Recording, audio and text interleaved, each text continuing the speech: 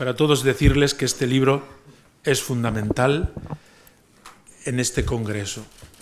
El libro Osio de Córdoba, un siglo de la historia del cristianismo, llevado adelante por los profesores Juan José Ayán, Manuel Crespo, Jesús Polo y Pilar González.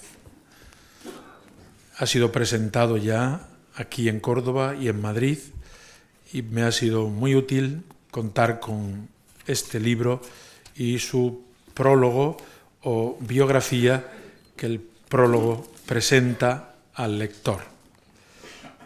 Prólogo que es obra del profesor don Juan José Ayán. No voy a hacer referencia explícita en cada momento, pero la conferencia que les voy a dictar tiene continuas, en todas las páginas, continuas referencias a este libro, que realmente es una joya porque ha recogido en un solo volumen pues todas las noticias en torno a Osio de su época y de su contexto. Un congreso sobre Osio, razón, finalidad y momento. La convocatoria de este congreso está pensada desde hace un par de años, cuando se nos acercaba la fecha del 1700 aniversario del Edicto de Milán, que fue en el año 313, una fecha emblemática y de las que han señalado la historia, particularmente la historia de la Iglesia, cambiando la época de persecuciones sangrientas de la Iglesia y de los cristianos por una época de bonanza, primero con la tolerancia religiosa de Constantino y después con la libertad religiosa de Teodosio. En esa fecha, en torno al año 300, 50 años antes, 50 años después, vive Osio de Córdoba, de 102 años de edad, que se ha ganado la confianza del emperador Constantino y que goza de un gran prestigio en el orbe católico. Vale la pena, por tanto, convocar a los mejores especialistas sobre aquella época para poner en común las investigaciones actuales sobre este obispo de Córdoba, que ha llevado el nombre de Córdoba más que nadie por el mundo entero. La ciudad y la diócesis de Córdoba están en deuda con él. Quisiéramos que este congreso devolviera a Osio de Córdoba el valor de su gran aportación al cristianismo y a la historia de la Iglesia en tantos aspectos, corrigiera algunas versiones que ya desde su época le han desfavorecido y, por qué no, recuperara el culto universal que ininterrumpidamente tiene en la Iglesia ortodoxa y tuvo entre nosotros hasta que fuera borrado de los dípticos litúrgicos en el siglo VII. ¿Podrán cumplirse todos los objetivos? Pongámonos a la tarea e iremos viendo, y a mí ahora me toca agradecer a las personas que han gestado el Congreso y han trabajado para que todo esté a punto. En primer lugar, al doctor don Antonio Javier Reyes Guerrero, comisario del Congreso, que ha impulsado la organización de este acontecimiento a todos los niveles. Él estudió patrística en San Dámaso y en Roma, la Gregoriana, y es profesor del estudio teológico del Instituto Superior de Ciencias Religiosas Victoria Díez. Al doctor don Francisco Jesús Orozco Mengíbar, que es vicario general, que ha estado en todas las etapas de esta preparación. A los profesores aquí presentes, doctores Juan José Ayán Calvo y Patricio Navascués Benlloc, de la Universidad Eclesiástica de San Dámaso, que han estado disponibles y han gastado mucho tiempo en la comisión científica del Congreso. Y al personal técnico que ha colaborado eficazmente, doña María José Muñoz López, doña Francisca Giovanetti, doña Paloma López Sidro y don Rafael Quirós Reyes. Y agradecer a todo el Comité de Honor la aceptación de su nombre, que nos honra también a nosotros, desde Su Majestad el Rey don Juan Carlos, siguiendo por el cardenal Antonio María Rouco Varela, arzobispo de Madrid y presidente de la Conferencia Episcopal Española, y todos los demás que figuran en la lista de este Comité de Honor. El Obispado de Córdoba, la Santa Iglesia Catedral de Córdoba, el Ayuntamiento de Córdoba, la Diputación Provincial de Córdoba, la Universidad Eclesiástica de San Dámaso, la Universidad Civil de Córdoba, los museos vaticanos, la Real Academia de la Historia de Madrid, la Real Academia de Córdoba, la Fundación Endesa y Caja Sur BBK. A todos, muchas gracias desde el comienzo. Osio de Córdoba. Las noticias que hasta nosotros han llegado sobre la vida centenaria de Osio, que transcurre aproximadamente entre los años 256 y 357, son muy desiguales.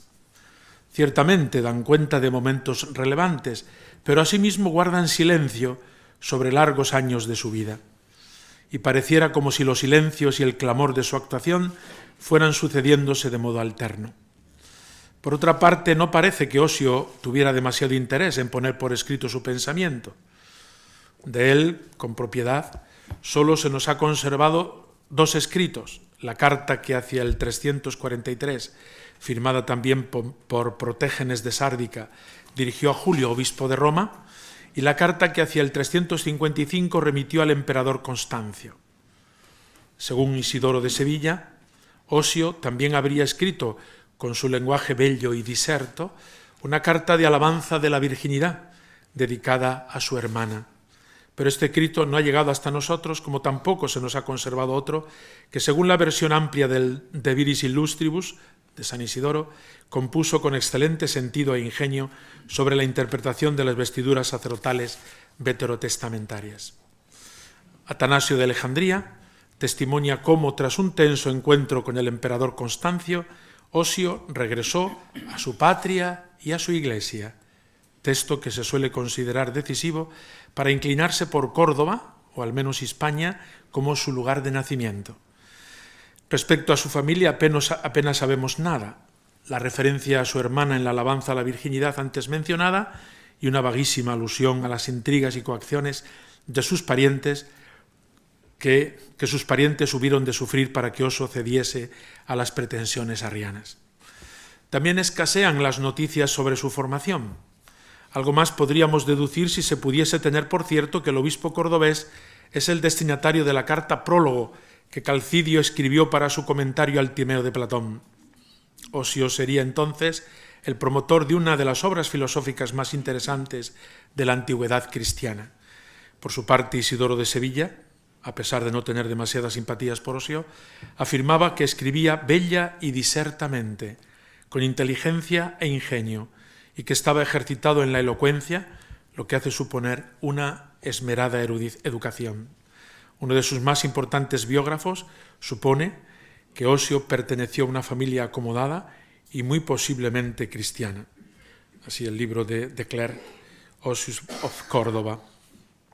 Con apoyo de alguna afirmación tardía que lo presenta como monje, algunos han pretendido hacer de Osio el patriarca de la vida ascética en España. El dato es desestimado por la mayoría de los estudiosos, como también la noticia anacrónica de que fue consagrado obispo por el arzobispo de Roma. Su llegada al episcopado se podría situar hacia el año 295, es decir, cuando estaba en torno a los 40 años de edad, si hacemos caso al testimonio de Atanasio, según el cual Osio, en el 357, ejercía el episcopado desde hacía más de 60 años.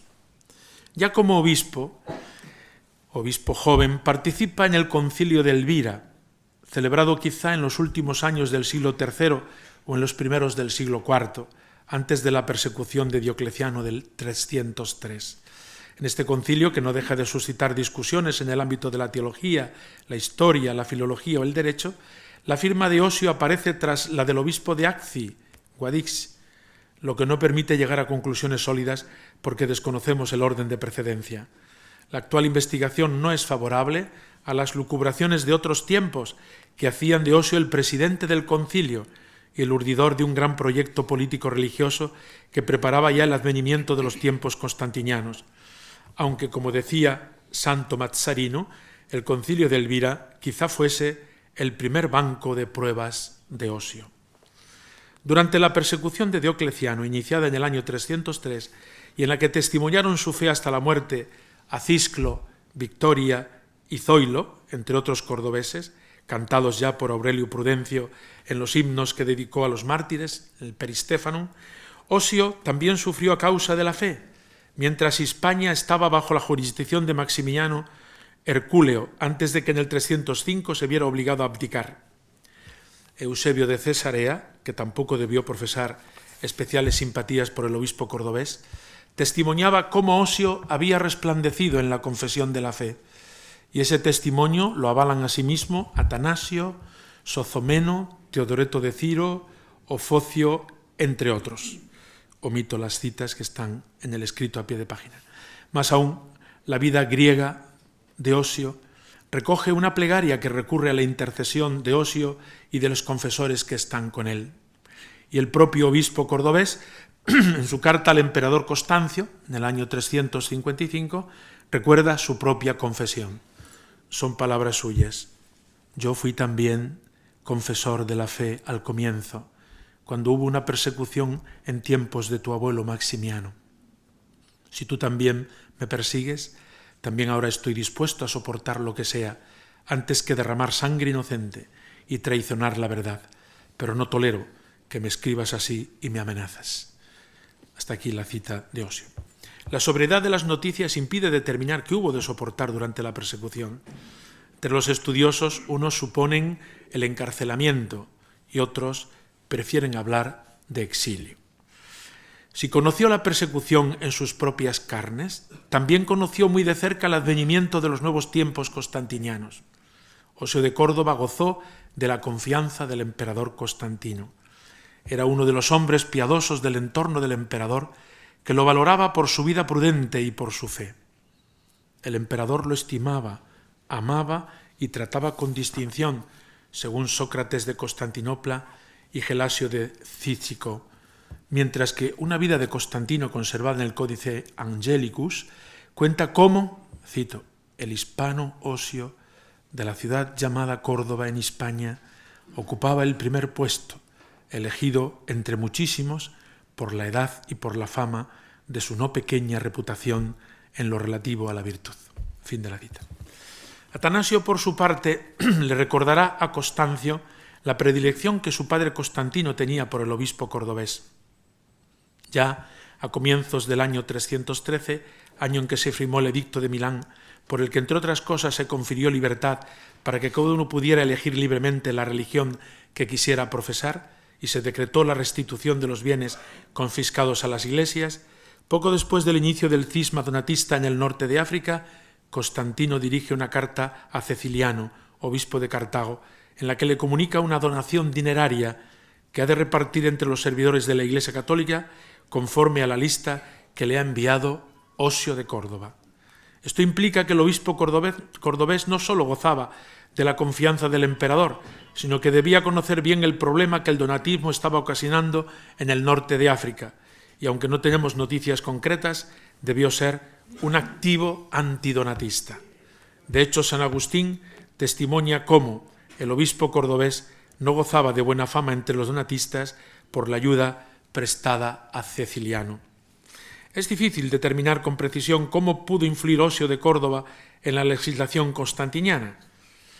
Hasta nosotros, sin embargo, ha llegado un precioso documento, un rescripto de Constantino a Osio, fechado el 18 de abril del 321, por el que se legisla una nueva forma de manumitir a los esclavos, la manumitio in ecclesia.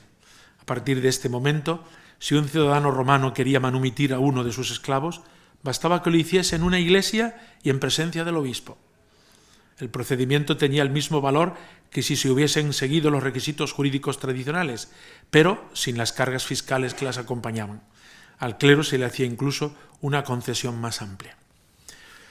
Desde aproximadamente el año 320, la enseñanza de Arrio, un presbítero alejandrino que da nombre a la herejía arriana, había comenzado a crear disensiones en el seno de la Iglesia de Alejandría, pero rápidamente acabó por convertirse en un problema de la Iglesia en Oriente. El año 324, Osio es enviado por Constantino a Alejandría como portador de una carta, mediante la que pretendía solucionar el conflicto surgido entre Arrio y Alejandro, el obispo de Alejandría.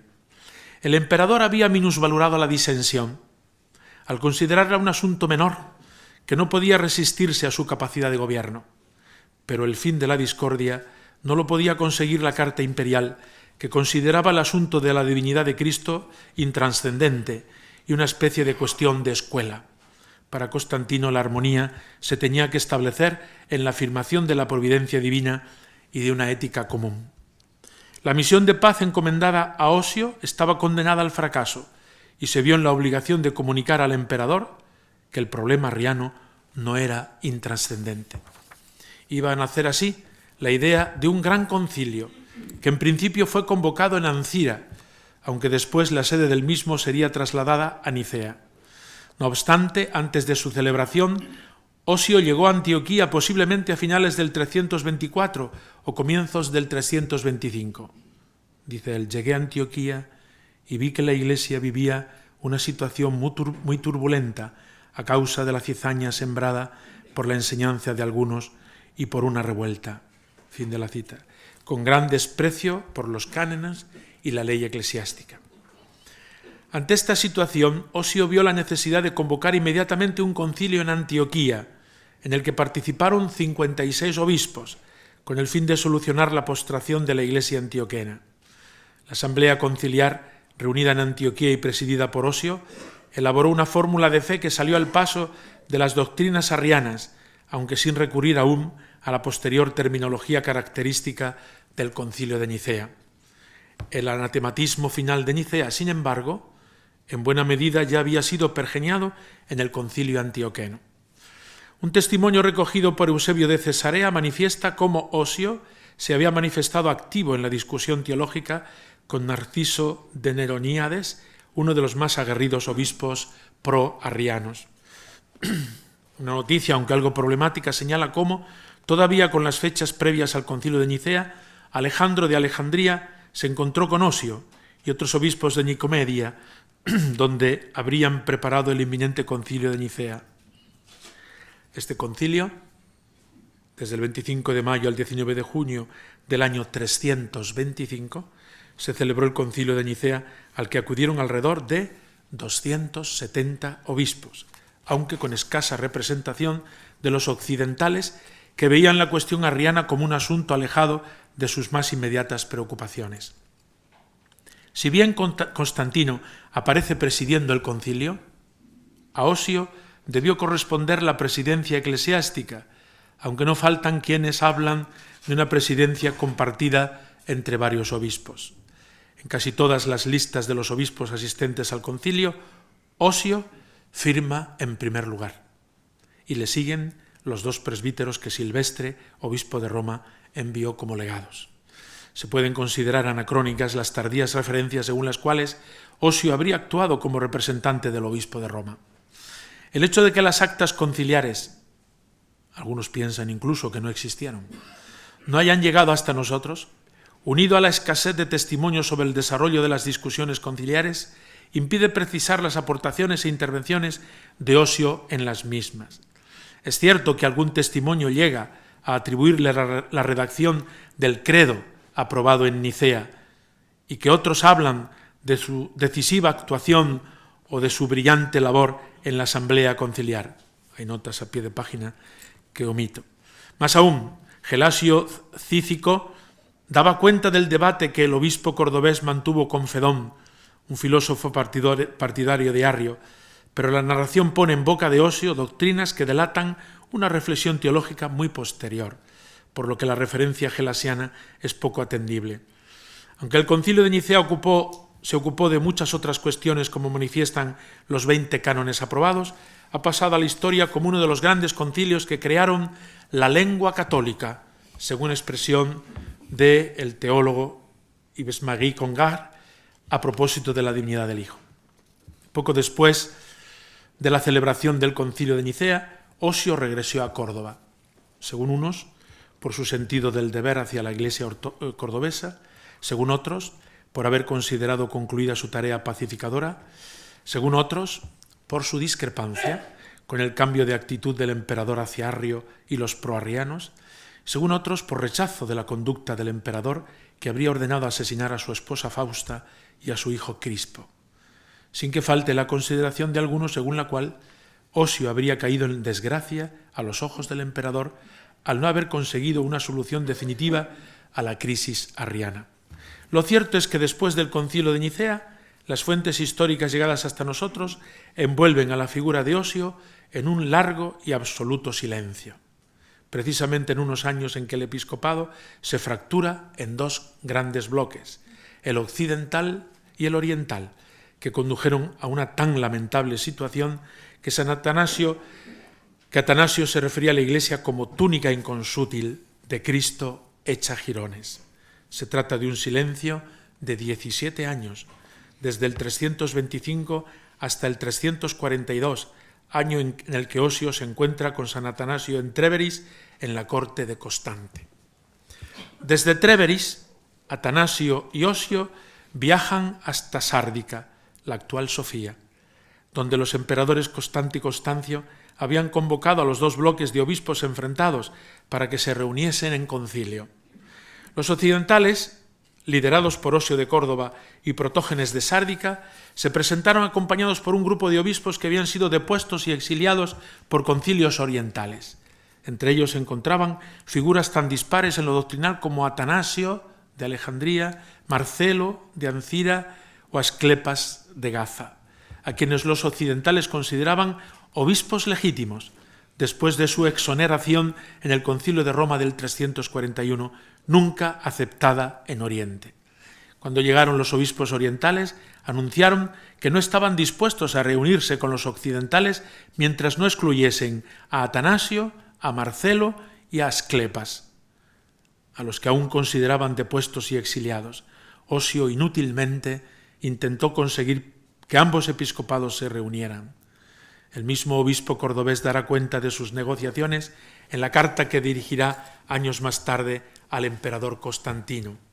Cito literalmente a Osio: yo mismo estuve en el concilio de Sárdica cuando tú y tu bienaventurado hermano Constante nos reuniste a todos nosotros.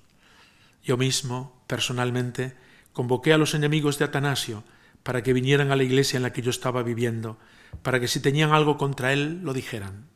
Les pedí que confiaran y no esperasen otra cosa que no fuese un criterio recto para todo.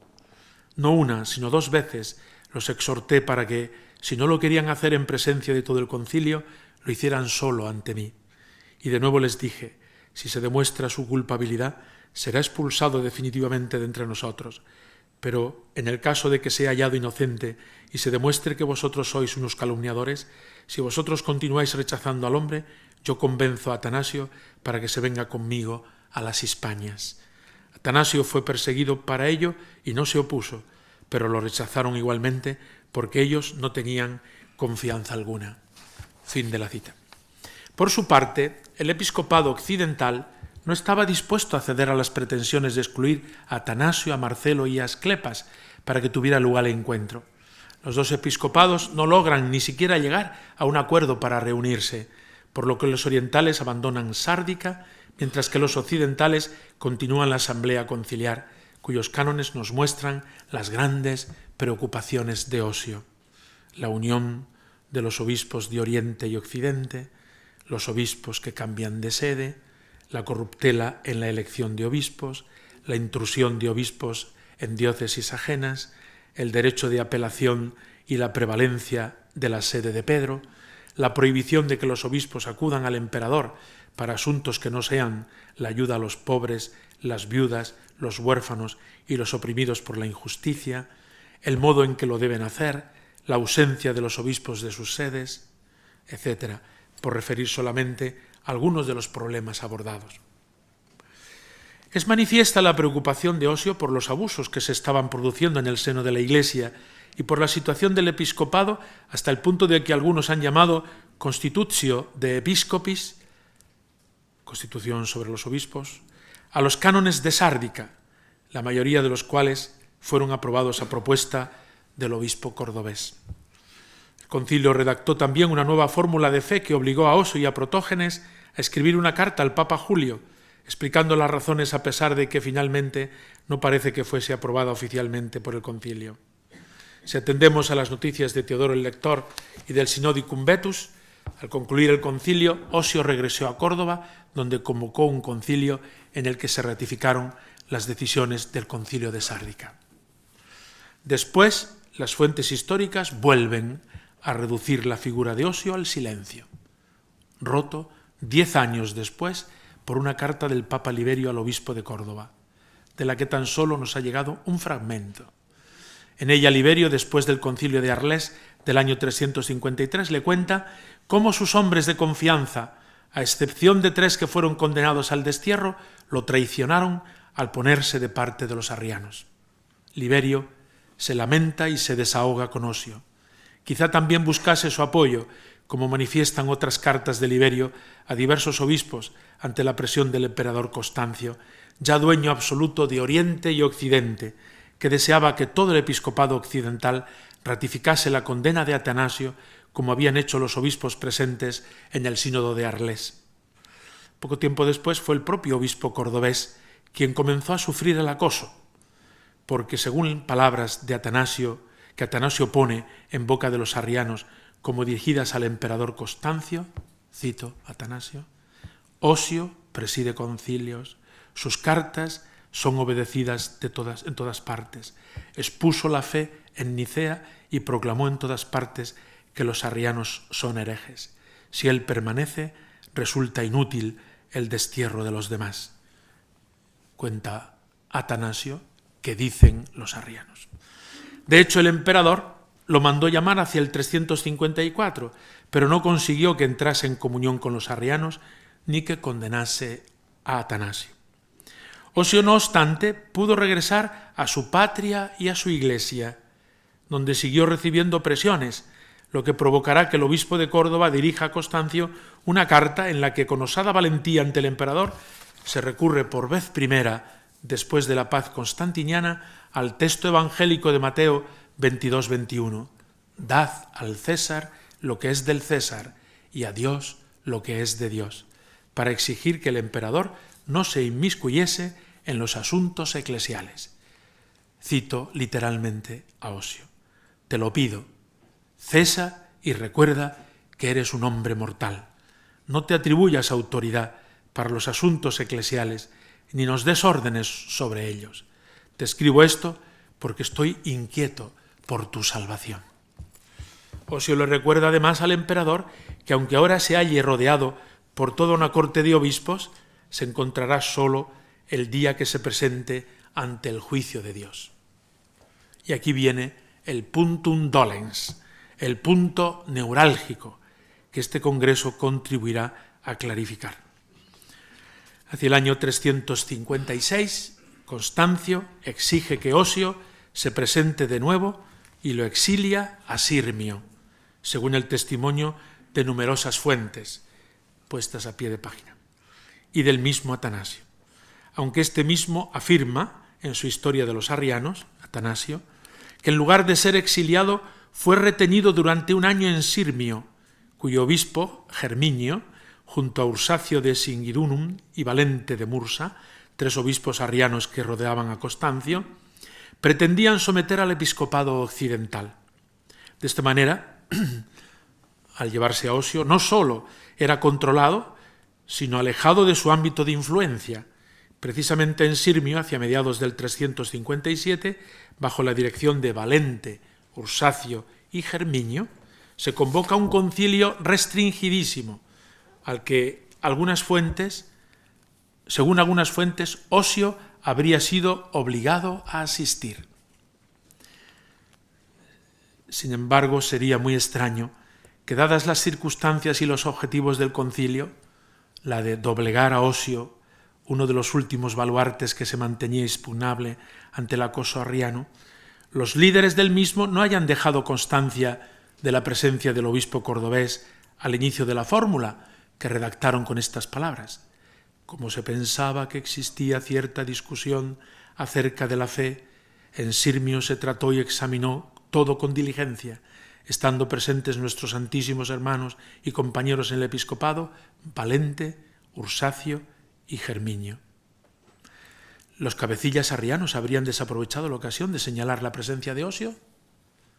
¿O es que realmente no asistió? El reducido concilio aprobó una fórmula que, aunque evitaba las expresiones arrianas más radicales, subrayaba la separación entre el Padre y el Hijo y prohibía el uso de términos como homoousios o homoiousios, y por tanto estamos ante una fórmula semi-arriana. Inmediatamente después del concilio comenzó a circular el rumor de que Osio en Sirmio, aunque no había consentido en firmar la condena de Atanasio, había entrado en comunión con los arrianos, sin que las fuentes llegadas hasta nosotros sean unánimes en señalar cómo. Los testigos de la noticia son interesados y su testimonio, por tanto, viciado. Las noticias son extraordinariamente confusas y los juicios sobre lo ocurrido son muy dispares. Espero que este congreso nos aporte más luz sobre este punto precisamente. Hay datos que van desde la benevolencia de Atanasio, que minimiza lo ocurrido atendiendo a la edad, a las coacciones sufridas por los familiares de Osio y a la violencia ejercida sobre la persona misma del obispo cordobés, pasando por el rigorismo de un Hilario de Poitiers, que después modera su parecer con el paso del tiempo, y se llega más tarde incluso a las infamias fantasiosas de la literatura que hábilmente supieron difundir los cismáticos luciferianos, con su presentación distorsionadora hasta el extremo del conflicto arriano. Los hechos y sus interpretaciones distintamente matizadas. Hoy, las investigaciones que estos días van a aparecer mostrarán que Osio pudo firmar la fórmula de Sirmio del 357, la fórmula semi-arriana. Hay quienes hoy afirman que Osio no firmó esta fórmula, en consonancia con el conjunto de su larga vida y su testimonio de fe. Pero en todo caso, si llegara a firmarla, habría que tener en cuenta las coacciones y violencias ejercidas sobre un hombre que contaba con más de 101 años, en el destierro y acosado por obispos arrianos aliados con el poder. Osio no fue un mártir, ciertamente, pero tampoco sería un hereje. Finalmente, es difícil precisar si tras el concilio de Sirmio Osio regresó a Córdoba. Filostorgio y la propaganda luciferiana hablan de su regreso. Otras fuentes afirman que murió en el destierro. Según Atanasio, son palabras del mismo Atanasio, cuando Osio iba a morir, como si quisiera poner todo en orden, dio testimonio de la violencia, anatematizó la herejía arriana y recomendó que nadie la aceptase. Hasta aquí la cita. Por su parte, Severo de Antioquía testimonia que Osio volvió a la comunión eclesial. Las fantasías del Libellus Precum sobre la cruel muerte de Osio como castigo divino por perseguir a Gregorio de Elvira después del concilio de Sirmio son fruto de la imaginación de los panfletos luciferianos.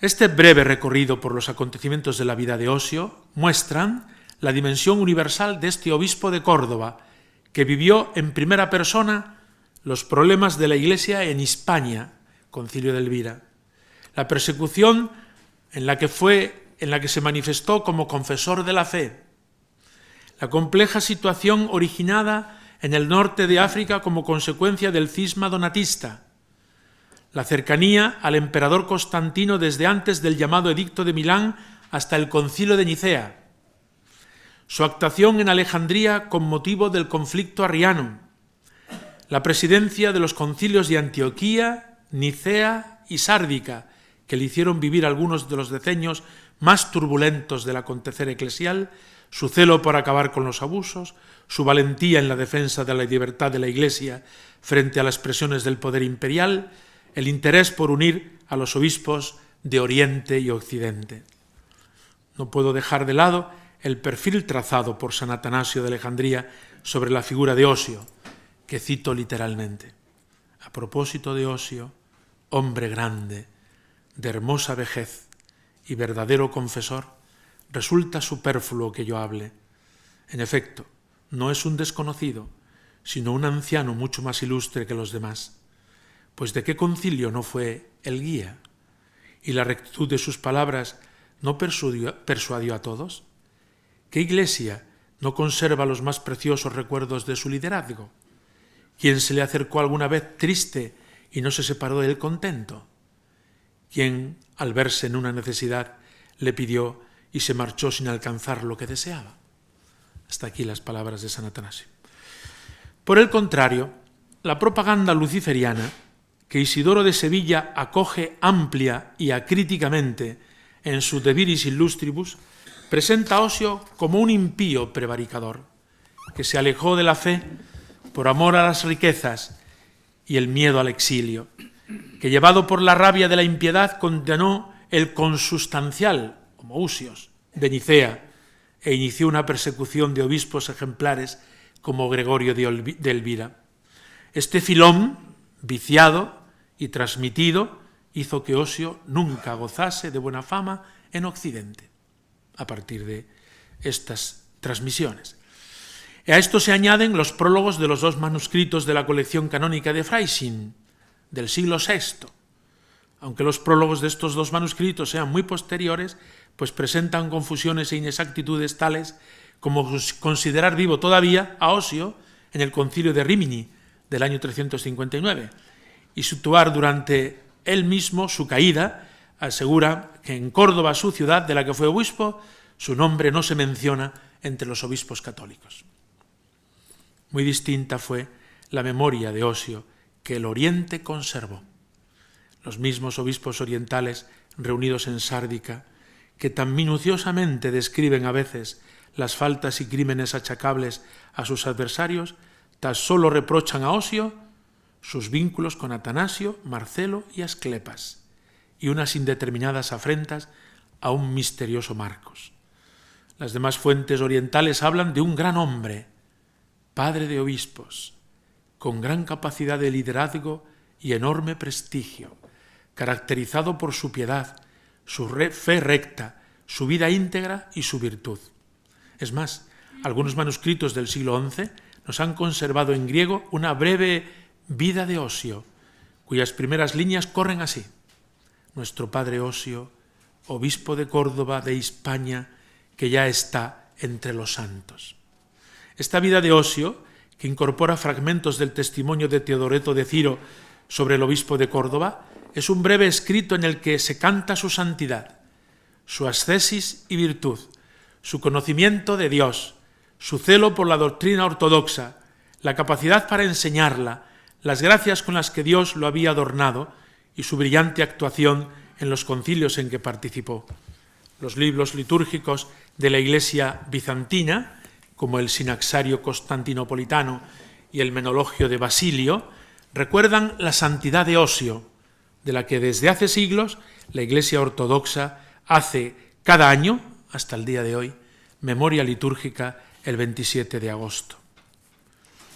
Hace 3 años recibí, como obispo católico de Córdoba, la invitación de un obispo ortodoxo con jurisdicción en España y Portugal para que celebrara con él y la comunidad ortodoxa de Córdoba la fiesta de San Osio de Córdoba el 27 de agosto. No pude asistir, pero llegará algún día la ocasión de que el obispo católico de Córdoba pueda invitar al obispo ortodoxo a celebrar en la Catedral de Córdoba la fiesta litúrgica de San Osio de Córdoba el mismo 27 de agosto. He realizado gestiones en la Congregación para las Causas de los Santos en orden a este objetivo. La Congregación para las Causas de los Santos mira con atención los resultados de este congreso que hoy inauguramos. Al juicio de la Santa Sede nos atendremos. Muchas gracias.